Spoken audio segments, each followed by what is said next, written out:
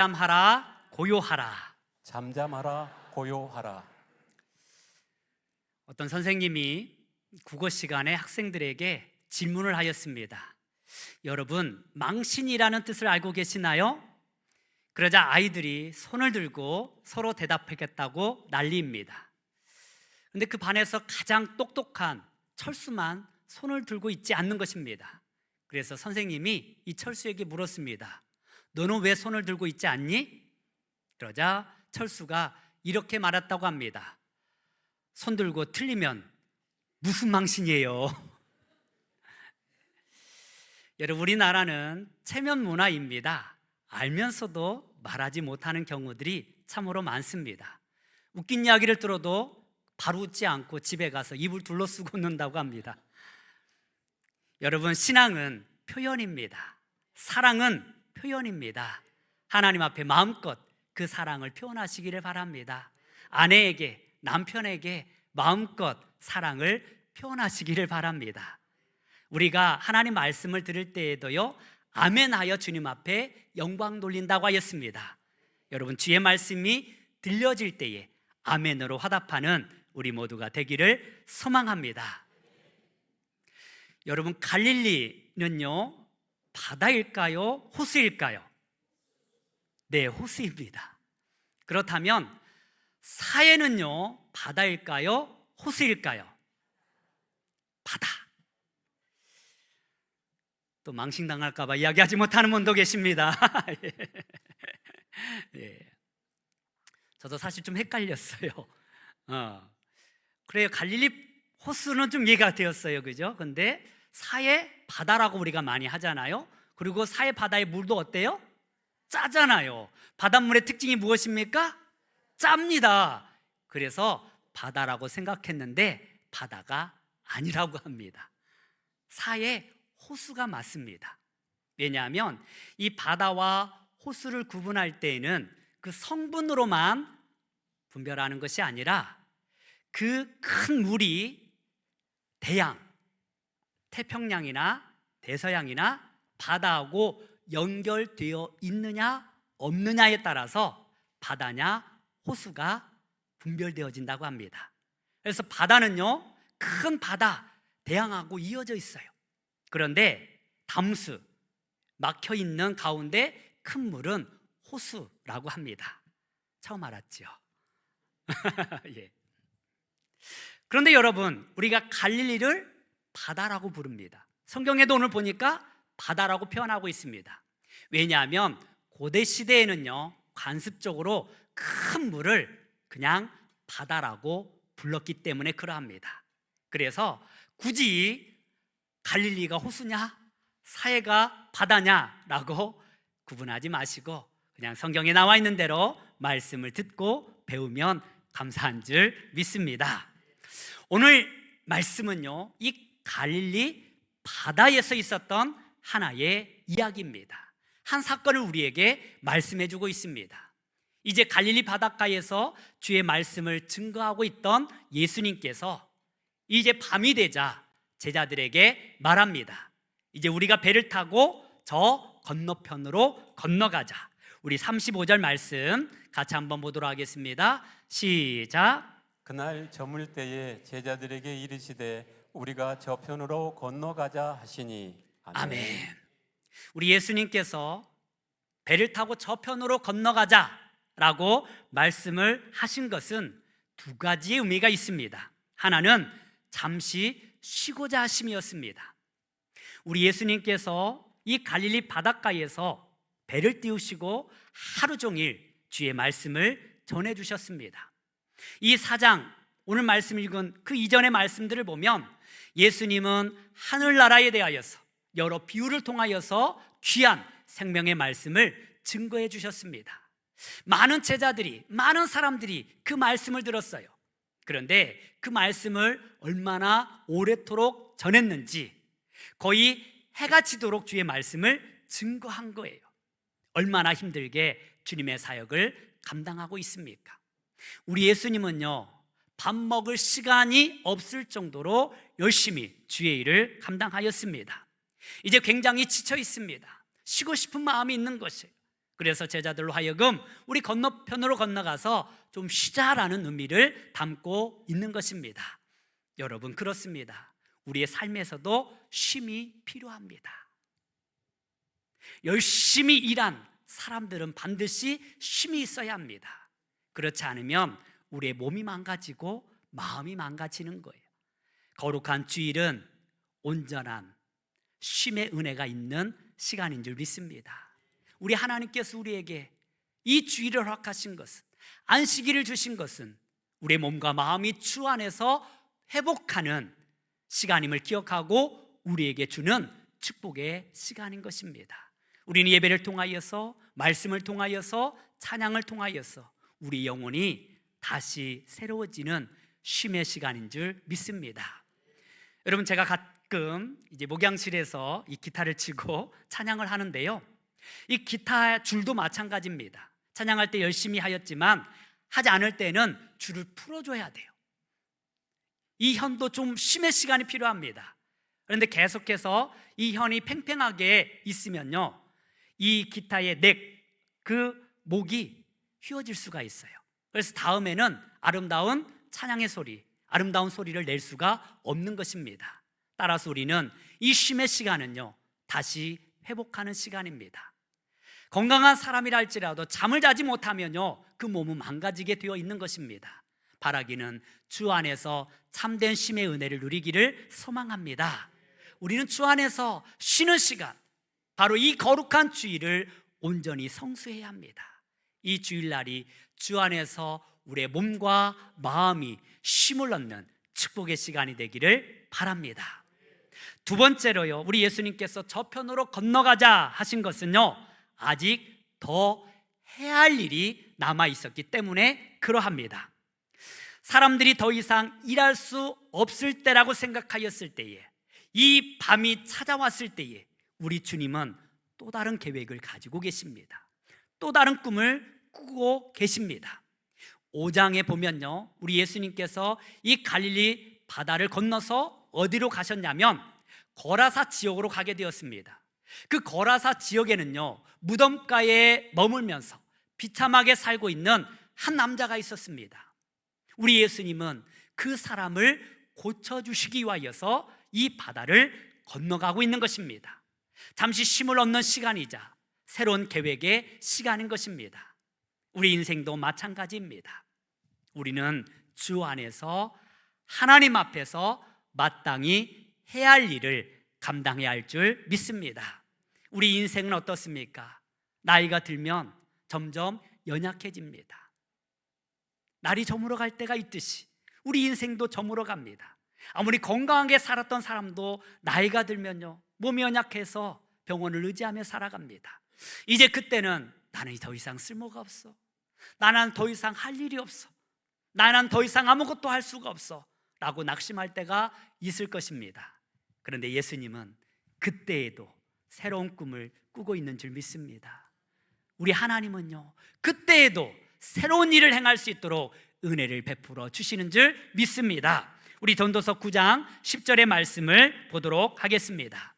시작. 내 손이 일을 얻는 대로 힘을 다하여 할지어다. 내가 장차 들어갈 수월에는 일도 없고 계획도 없고 지식도 없고 지혜도 없음이니라. 아멘. 우리 예수님께서 시간마다 최선을 다하신 것은요, 우리 예수님에게는 시간이 많지가 않았어요. 3년 반 동안 하나님께서 계획하신 그 모든 일들을 다 이루셔야만 했습니다. 그래서 1시간 10분이라도요 소홀하게 보내지 아니하였다라는 것입니다. 우리 예수님은 잠시 쉼을 얻었지만 그 시간은요, 편안하게 머무는 시간이 아니라 새로운 일들을 계획하는 시간이었다라는 사실입니다.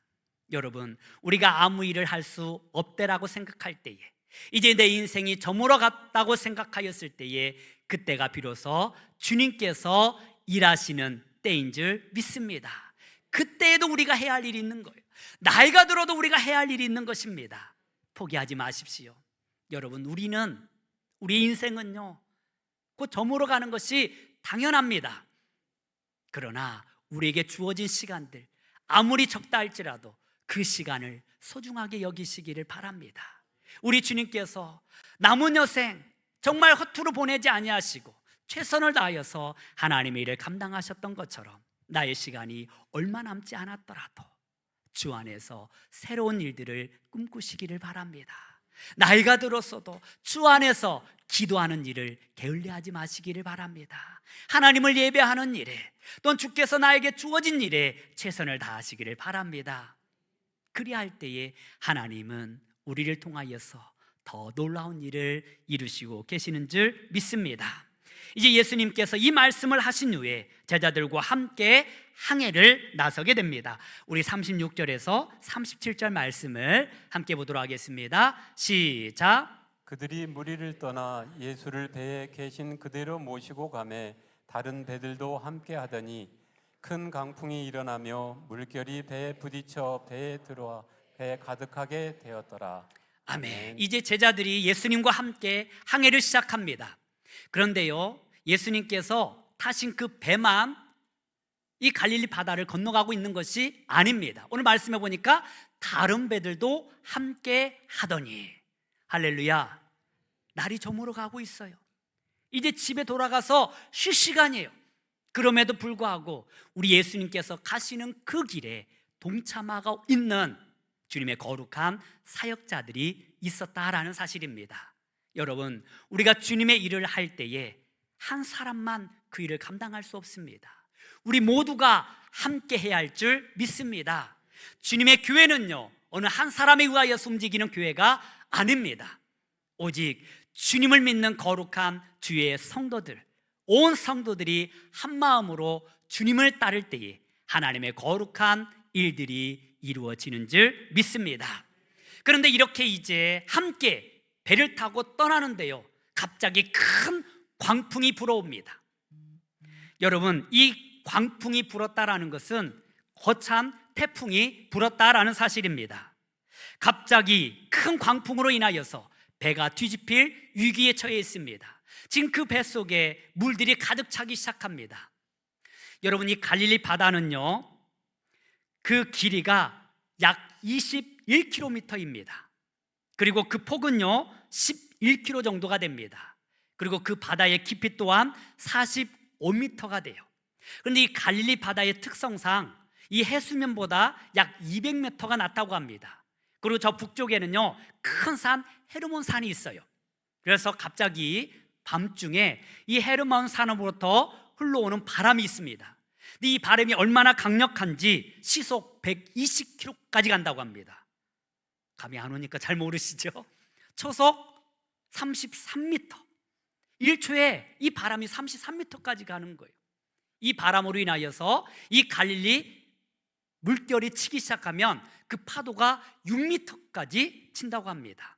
어지간한 배는요 뒤집힐 수 있는 거예요. 지금 함께 배를 타고 가고 있는 이 제자들, 평생 동안 고기를 잡던 어부들입니다. 이 배 운행에 있어서는 베테랑들입니다. 그런데 그들의 힘으로 감당할 수 없는 바람이었어요. 그들이 감당할 수 있는 바람이 아니었습니다. 고통 가운데 있는 거예요. 우리는 이 말씀을 보면서 생각합니다. 우리 인생에서는 언제나 이러한 큰 광풍이 불어올 때가 있다라는 것입니다. 내가 감당할 수 없는 어려움이 찾아올 때가 있습니다. 때로는 질병으로, 때로는 여러 가지 사업 실패로, 때로는 경제적인 어려움으로 어려움이 찾아올 수 있어요. 그런데 여러분, 지금 이 배에 누가 타고 계십니까? 예수님이 타고 계셔요.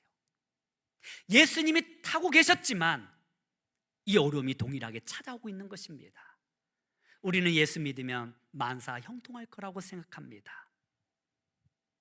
물론 우리는 그렇게 고백합니다. 하지만 예수 믿는 사람들에게도 어려움은 찾아옵니다. 세상과 동일하게 광풍은 찾아옵니다. 우리는 이것을 잊지 말아야 합니다. 지금 예수님이 함께하고 있지만 어려움이 찾아온다라는 거예요. 우리 여러분, 우리 예수님께서 사역을 시작하였을 때 하나님은 성령을 통하여서 광야로 몰아넣으셨습니다. 우리 예수님도 광야에서 40일 동안 금식하시면서 굶주리셨습니다. 기도하셨습니다. 또한 우리 예수님은 하나님의 아들이셨지만 하나님께서는요, 우리 예수님을 십자가에 몰아넣으셨습니다. 그 십자가의 죽음의 자리에 예수님을 놓으셨던 거예요. 예수님 또한 그것을 외면하지 않으셨습니다. 당연하게 받아들이셨습니다. 때문에 저와 여러분들에게 구원의 은총이 임하게 되는 것입니다. 여러분, 예수 믿는다 할지라도 우리에게 어려움이 찾아올 수 있어요. 슬픔이 찾아올 수 있어요. 아픔이 찾아올 수 있습니다. 여러 가지 환난과 핍박이 있을 수 있습니다. 그런데 우리가 이해할 수 없는 것은 이 제자들이 큰 광풍으로 인하여서 고통당하고 있는데 지금 예수님은 고물에서 베개를 베고 주무시고 계셨다라는 것입니다. 우리 38절 말씀 같이 한번 보도록 하겠습니다. 시작. 예수께서는 고물에서 베개를 베고 주무시더니 제자들이 깨우며 이르되 선생님이여 우리가 죽게 된 것을 돌보지 아니하시나이까 하니 아멘. 큰 태풍과 같은 강력한 바람이 불어와서 이 온 바다가 정말 뒤집힐 정도로, 배가 뒤집힐 정도로 그렇게 요란한데 지금 예수님은 잠을 자고 있는 거예요. 마치 아무 일이 없었던 것처럼 베개를 부고 곤히 주무시고 계시는 것입니다. 우리는 생각하기를 예수님 참 무심하시다 라고 생각할지 모르겠습니다. 그러나 여러분, 예수님은 무심한 것이 아닙니다. 우리 예수님께서는 이 일을 통하여서 지금 그들의 믿음을 보고 계십니다. 예수님은 지금 이 일을 통하여서 그들의 믿음의 능력을 시험하고 계십니다. 이 어려움 가운데 그들은, 제자들은 어떻게 반응할 것인가?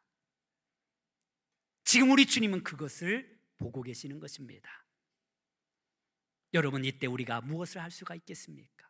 이때 제자들이 무엇을 할 수가 있겠습니까? 자신의 모든 방법들을 다 동원해 보았습니다. 그러나 해결되지 않았습니다. 이 풍랑 앞에 아무것도 할 수가 없었습니다. 그런데 그들이 잊은 것이 있어요. 지금 그 배 안에 예수님이 함께하고 있다는 사실을 잊어버렸던 것입니다. 비로소 그들이 예수님이 주무시고 계시다라는 사실을 깨닫게 됩니다. 그리고 주님을 급하게 깨우고 있는 것입니다. 예수님, 예수님, 우리를 도와주세요. 우리를 도와주세요. 여러분, 우리는 이 제자들이 취한 이 행동에서 기도해야 함을 깨닫게 됩니다. 주님을 깨운 것은요, 곧 그들이 하나님을 찾았다라는 것입니다. 예수님을 찾았다라는 것입니다. 내가 할 수 없는 그 일 가운데, 내가 감당할 수 없는 그 일 가운데, 내 방법으로 안 되었던 그 모든 수많은 일들 앞에 우리가 잊어버렸던 것은 예수님 앞에 기도하지 않은 거예요. 예수님을 찾지 아니한 것입니다. 바라기는 여러분, 내가 할 수 없는 그 가운데 우리 주님을 찾는 은혜가 있기를 간절히 소망합니다. 야복강 강가에서 한 사람이 천사와 씨름하고 있습니다. 바로 야곱이었습니다.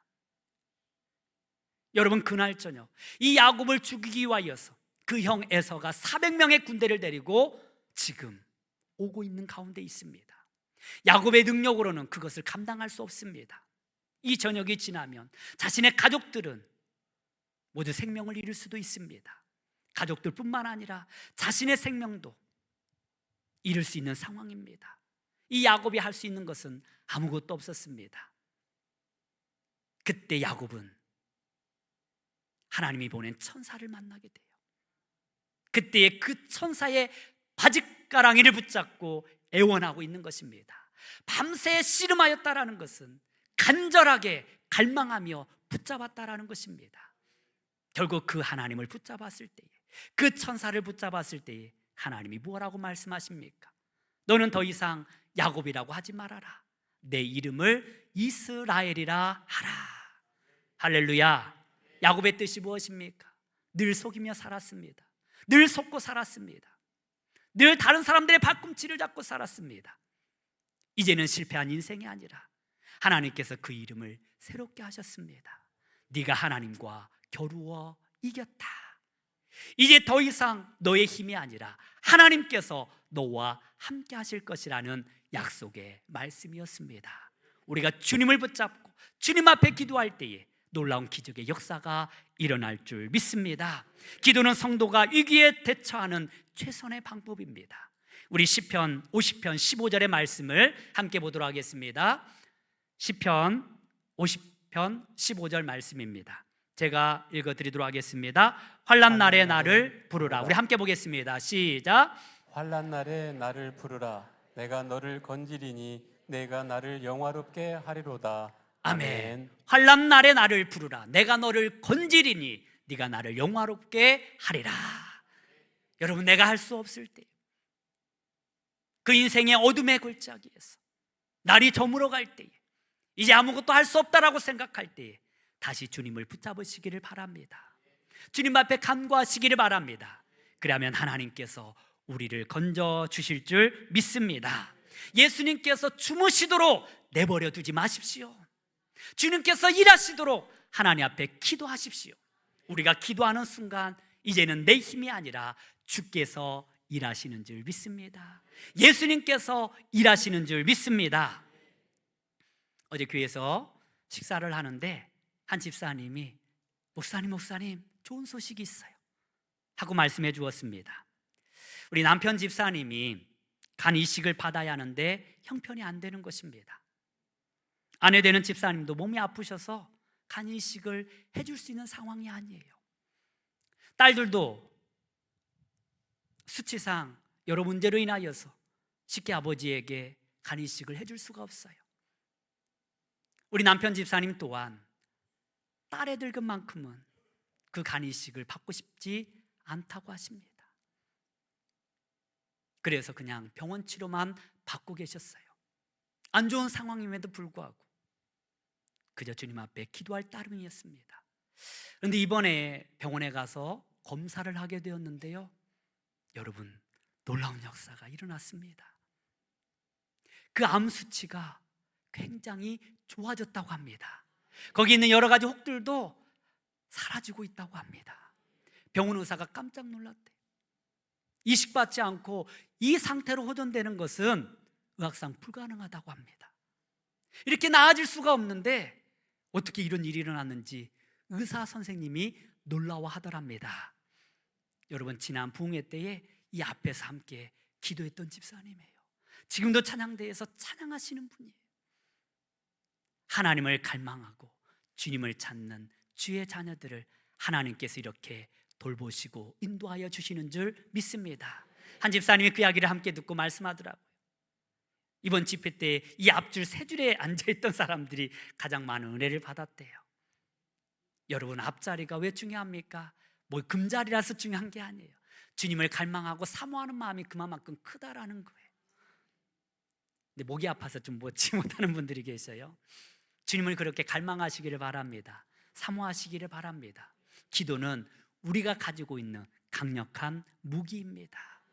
제자들이 예수님을 향하여 부르짖고 계십니다. 주님, 우리를 도와주세요. 그때 예수님께서 잠에서 깨어서 이렇게 말씀하십니다. 우리 39절 말씀 같이 한번 보도록 하겠습니다. 시작. 예수께서 깨어 바람을 꾸짖으시며 바다더러 이르시되 잠잠하라 고요하라 하시니 바람이 그치고 아주 잔잔하여 지더라. 아멘. 제자들이 우리 예수님을 깨우자 드디어 예수님께서 일어나셨습니다. 드디어 예수님께서 그 광풍을 향하여서 말씀하십니다. 잠잠하라 고요하라. 할렐루야. 여러분, 이 말씀은요 부탁이 아니에요. 여러분, 이 말씀은요 비유적 표현도 아닙니다. 단순한 위로의 말도 아닙니다. 우리 예수님은 강력하게 선포하고 계시는 것입니다. 이 바다를 향하여서, 파도를 향하여서, 바람을 향하여서 잠잠하라 고요하라 라고 선포하고 계시는 것입니다. 여러분, 이 잠잠하라 라는 말은 헬라어로 시오파라는 말입니다. 한번 따라하겠습니다. 시오파. 이 말은요 더 이상 행동하지 말아라, 입 다물어라, 입을 막아라 라는 강력한 외침입니다. 그리고 고요하라 라는 말은요 페피모소라는 말입니다. 이 말도 한번 따라 볼까요? 페피모소. 이 말은요, 영원히 침묵하라는 거예요. 더 이상 행동하지 말라는 말씀입니다. 여러분, 이 말씀을 우리 주님은 꾸짖듯이 말씀하셨다라고 말씀하고 있습니다. 우리 예수님께서 이렇게 말씀을 하실 때에는 악한 사단의 영들을 향하여 외칠 때 이렇게 말씀하셨습니다. 귀신을 향하여 외칠 때 이렇게 말씀하여 주셨습니다. 눈에 보이는 것은 자연현상이에요. 그냥 어쩔 수 없이 다가오는 어려움처럼 보입니다. 그러나 그 뒤에는요, 악한 마귀 사탄의 계략이 있었음을 우리 주님은 알고 계신 것입니다. 또 다른 사역을 방해하는 악한 마귀 사탄의 계략이 숨어 있었습니다. 더 이상 주님의 일을 하지 못하도록 미친 광풍을 불어내고 있는 것입니다. 우리 주님은 그것을 향하여, 그 뒤에서 역사하고 있는 악한 영등을 향하여서 잠잠하라, 고요하라 라고 선포하고 있는 것입니다. 여러분, 원인을 알 수 없는 질병들이 있어요. 내가 알 수 없는 여러 가지 어려움이 찾아올 때가 있습니다. 우리의 믿음을 흔들기 위하여서, 우리를 낙심케 하기 위하여서 여러 가지 시험이 있을 수 있습니다. 원인을 알 수 없는 그 질병 앞에 여러분 믿음으로 선포하시기를 바랍니다. 잠잠하라, 고요하라. 질병과 실패, 불확실한 미래에 대한 불안과 공포가 있습니까? 선포하십시오. 예수 이름으로 선포하십시오. 잠잠하라, 고요하라. 여러분, 넌 쓸모없어. 넌 실패자야. 하나님도 너를 더 이상 사랑하지 않아. 이러한 부정적인 말들, 거짓된 마음들을 심어줄 때에 그 사탄을 향하여서 담대하게 선포하시기를 바랍니다. 잠잠하라, 고요하라. 여러분, 분노와 상처, 배신과 용서하지 못한 마음이 내 안에서 소리칠 때에 믿음으로 선포하시기를 바랍니다.